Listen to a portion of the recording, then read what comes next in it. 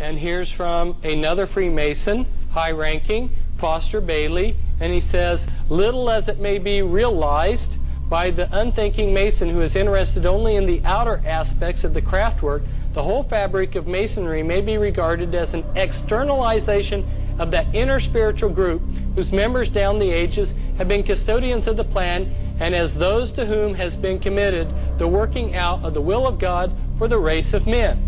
They assist at the unfolding of the consciousness of the candidate until the time comes when he can enter into light and in his turn become a light bearer, one of the Illuminati who can assist the lodge on high in bringing humanity to light. The hierarchy is also being externalized through media giants such as Oprah. That what I believe is that Jesus came to show us Christ consciousness. Alice Bailey stated the following: humanity has been brought in consciousness increasingly nearer to the spiritual centers of love and life, and has been stimulated to make spiritual progress, to awaken to the light within, to unfold the Christ consciousness, and to find the path of light which leads to divinity.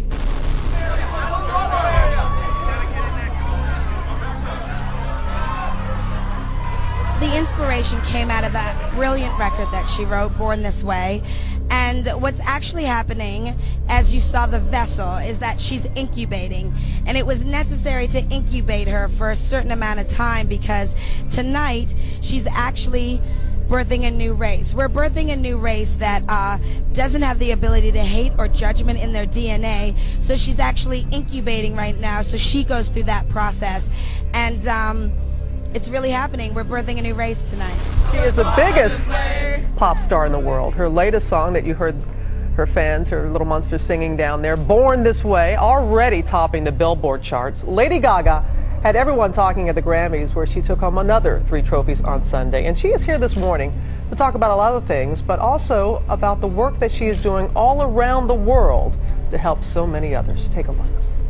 What do you think it is about your music, about this? And I know we have to wait until the full album to come out in the latter part of May, but what is it about it, do you think? You know, Born This Way is so much bigger than me. It's not about me at all, really. The song, when I wrote it, I just knew it was destined to reach so many people all over the world. And you know, because I wanted to have a rebirth, and I think the universe needs to have a rebirth.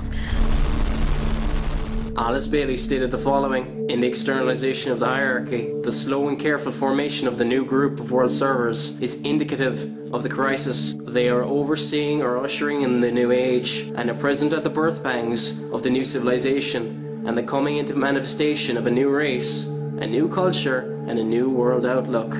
Later in the book, she goes on to say that, I tell you that humanity is everywhere spiritually minded, and that the new race, the coming civilization, and the new age culture will be found throughout the world, the universal inheritance of the human race. She also stated that the present world order, which is today largely disorder, can be so modified and changed that the new world and the new race of men can gradually come into being. While many believe that the new world order is just about a police state, the fact remains that they are planning for the coming chaos. The most important item in the agenda for the New World Order is unity through the New World spirituality.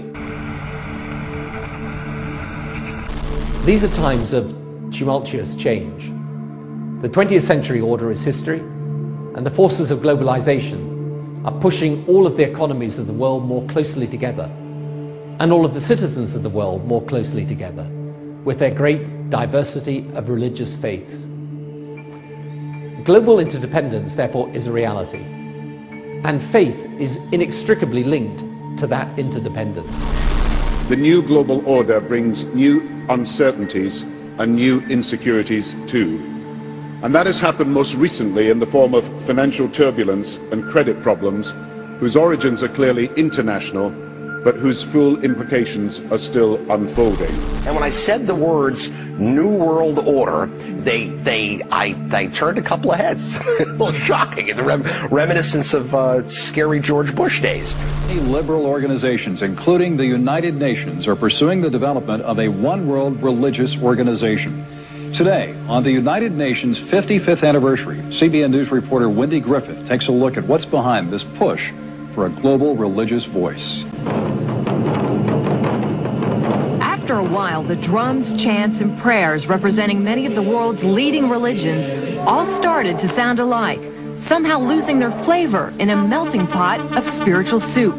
The first ever Millennium World Peace Summit of religious and spiritual leaders took place at the United Nations in August, and some believe it marked the first major step toward a movement to usher in a global spiritual body that may one day speak for all religions.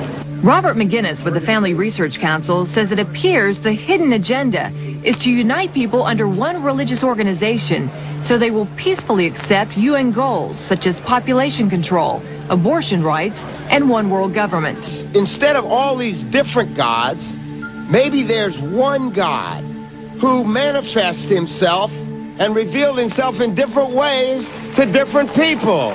You know, what about that, huh? CNN founder and billionaire Ted Turner was the honorary chair of the World Religion Summit. Turner, known for his critical views on biblical Christianity, promoted the New Age concept that there are many ways to heaven. The thing that disturbed me is that my religious Christian sect was very intolerant, not intolerant of religious freedom for other people, but they thought that we were the only ones going to heaven. Supporters of a global religious voice have come down hard on evangelical Christians who refuse to adopt their New Age agenda. Although the URI says it is not a religion, critics say it does preach a theology that teaches acceptance and diversity among all faiths. Those who push for a global religious organization believe that all religions, while different on the surface, are each valid pathways to God. Oh, you're going to be united. There's no doubt about that. I'm suggesting to you that the things that are suggested in Zeitgeist is just a ghost of what's coming. It's only the beginnings of a mindset that can only be possible after a huge amount of turmoil. The chaos that's going to ensue is going to be on such a level as to be able to bring in a vastly different system, one that will be a hyper-socialistic state that nobody will disagree with. How can that happen? How can that happen? It doesn't matter if the war was absolutely brutal. How can that happen? When the New World Order comes, you will think it is a good idea. You will not believe that it is what you've been fighting. You think that we are a small group of people that know about the New World Order. That's not true. We are a large group. The mainstream does believe what the mainstream is told to believe, and that is even more dangerous because they will be introduced to this new paradigm, which is going to be oddly similar to the vast majority of the paradigm of the truth movement. They're going to believe that aliens seeded us by genetic engineering. They're going to believe in a utopia based on the idea that we are nothing more than the products of genetic engineering from an alien race. There may be a religious dogma associated with it, but I will tell you this, there will be unity. We will all be united in our new understanding of our origins. We will willingly do what the New World Order has been trying to do the whole time, which is get rid of our borders, national sovereignty. Those things are just holding us back. We will be united in our hatred against Christians because, after all, they were wrong. They are the problem. They are the ones holding us back. They are the ones who all these wars and all this turmoil is because of. Let me ask you something. What if I could tell you that general idea has been provided for you and none of it's true? They have not only instigated the coming chaos, they have planned for its aftermath, and they plan to use you to rebel. They plan to use this world revolution to unite all peoples Alice Bailey stated steps towards a new world order. For step 1, she stated the following: the new world order must meet the immediate need and not be an attempt to satisfy some distant, idealistic vision. In point 2, she states, the new world order must be appropriate to a world which has passed through a destructive crisis and to humanity which is badly shattered by the experience. The new world order must lay the foundation for a future world order, which will be possible only after a time of recovery, of reconstruction, and of rebuilding.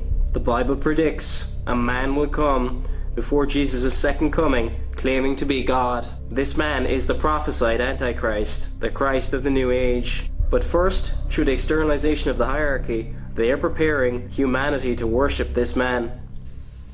We have been told by Satanists what to believe about Jesus. Does anybody see anything wrong with that? And the only thing that can stop them is the authority that I believe was given to us 2,000 years ago. Now, if that's true, then the New World Order, if they are the Satanists, has every reason in the world to discredit Jesus. But faced with all this, what should one do? If the battle is spiritual, then we must have victory spiritually. There is only one way we can have victory.